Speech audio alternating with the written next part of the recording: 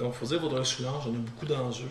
On a des enjeux populationnels, des enjeux de développement assez rapides. Et lorsqu'on essaie de réfléchir à notre vision de développement, je crois que tous les outils de planification ont une utilité quelconque. Et lorsqu'on a eu un peu plus de détails sur la réflexion de ce qu'est un plan numérique territorial, je crois qu'il fallait, en premier lieu, essayer de faire un mixage entre justement les objectifs d'un PNT et nos réalités pour bien connaître nos besoins.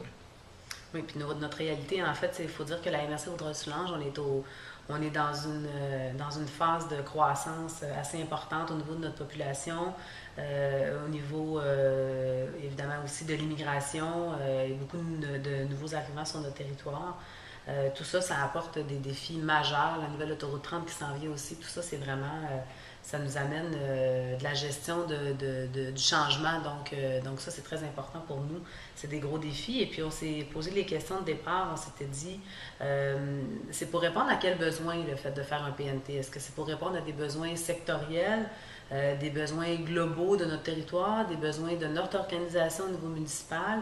Est-ce que c'est pour répondre à des besoins institutionnels, les commissions scolaires, les municipalités, la MRC elle-même? Donc, on s'est d'abord posé cette question-là. C'était pour répondre à quels besoins? Puis il y a une chose qu'il ne faut surtout pas oublier, c'est que Vaudreuil-Soulanges, c'est une région périurbaine.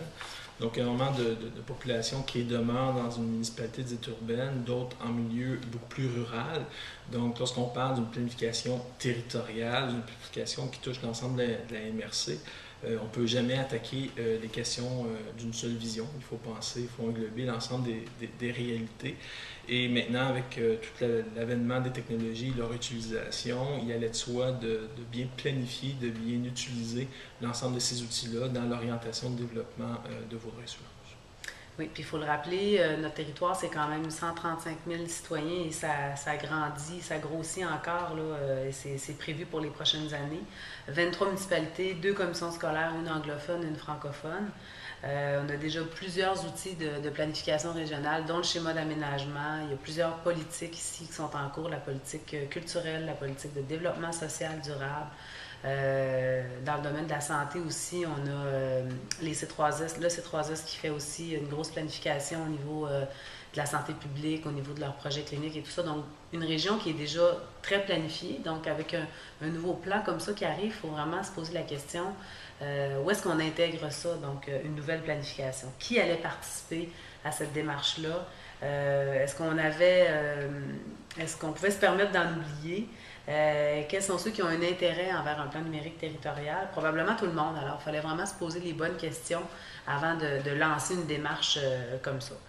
Et une chose qu'il faut surtout pas oublier enfin, c'est que Vaudreuil-Soulanges, on avait le réflexe numérique. On utilise les outils numériques, web, logiciels, différentes plateformes d'une façon un peu naturelle, mais est-ce qu'on utilise à plein escient l'ensemble de ces outils-là?